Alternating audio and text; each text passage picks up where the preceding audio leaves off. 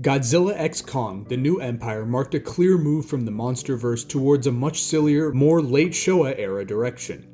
With it, the human characters also became notably more simple to accompany the change in tone, providing for a 2-hour, no-strings-attached WWE fight with giant monsters. Monarch: Legacy of Monsters released only a year prior to this, and in this aspect shook things up a lot by almost entirely focusing on seemingly more layered human characters with minimal kaiju action. This focal whiplash between the two projects really made me reflect on how the Monsterverse handles its non-kaiju storylines, and makes me ask the question, is the Monsterverse bad at human characters? The beginning of the Monsterverse, Godzilla 2014, is marked by its very serious tone and grounded approach to a modern kaiju story. Its protagonists reflect this, as it mainly follows US Lieutenant Ford, played by Aaron Taylor Johnson, and, to a point, his father Joe Brody, played by Bryan Cranston.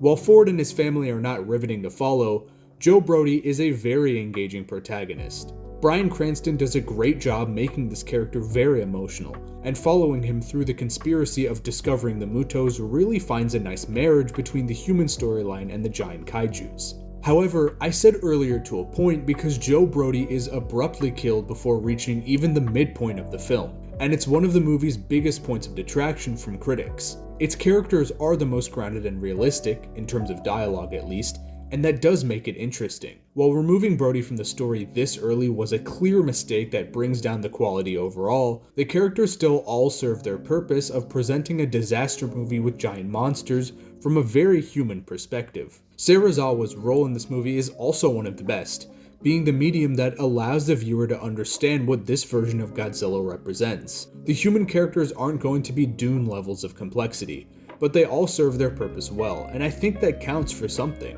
The much overlooked second movie in the Monsterverse, Kong Skull Island, has much more fleshed out characters than Godzilla 2014. This is not to say that they're the pinnacle of kaiju movie writing, but they are certainly characterized much better. Samuel L. Jackson's Packard is rather exaggerated in most of his actions and mannerisms, but the rest of the characters do feel more like real people within the hot political climate of the Cold War and the Vietnam War. To reiterate, they're not the deepest characters I've ever watched, and it's very clear that they primarily serve Kong's story as the most humanized titan in the Monsterverse, and not counting Ultraman, maybe even kaiju cinema as a whole. While some of the characters in Skull Island are exaggerated, and many of them are the opposite, they are as a whole better than 2014's, and most importantly serve their specific story well. Godzilla King of the Monsters probably received the most criticism in regards to its human characters up to that point, and I have to agree. The purpose that these characters serve is not necessarily bad, and some of them, like the Russells, at least on paper, have compelling backstories.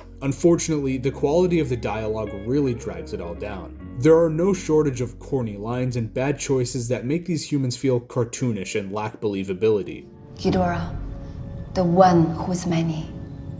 what? She's a gonorrhea.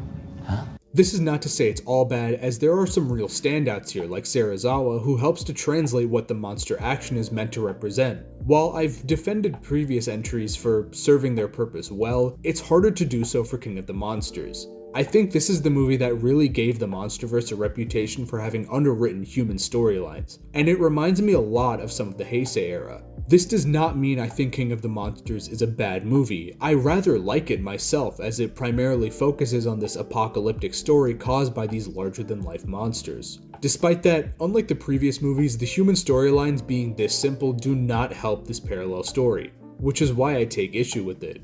Godzilla vs. Kong leans much further into focusing on the monster action, and its human characters reflect that. Most of the characters are very wooden and simple, and served only to move the plot forward to the next giant wrestling match. The only exception to this is Gia, who has a very deep personal connection to Kong as the last of the Iwi tribe.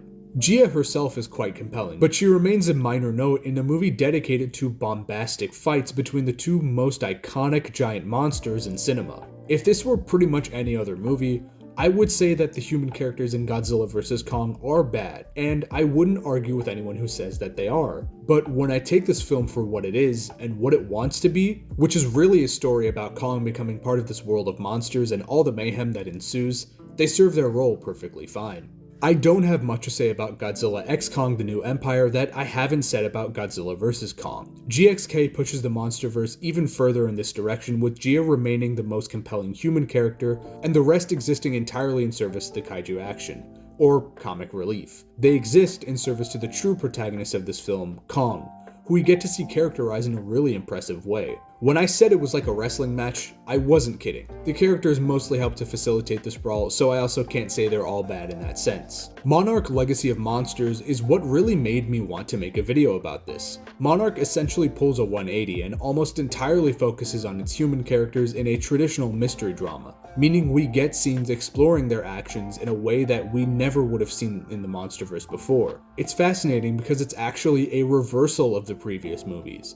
The kaiju storyline serves the purpose of these human characters. I've already talked about Monarch before, or at least season 2, so I won't repeat myself here.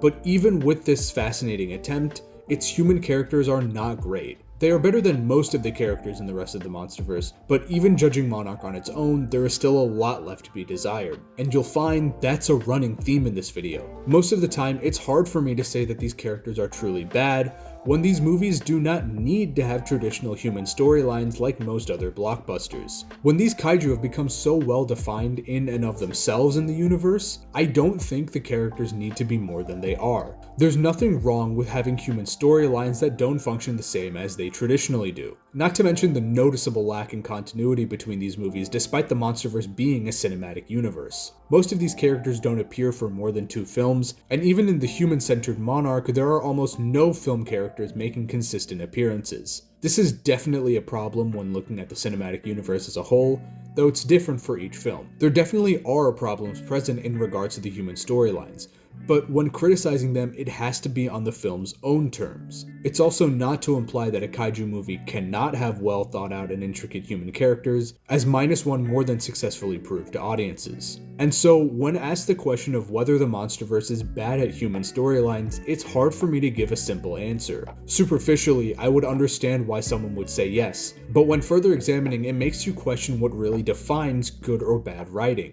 when every story has a different way to use its characters. The human storylines in Monarch definitely do have their problems, but in most of these movies, the humans serve exactly the purpose they're written for, and so I can't say they're bad.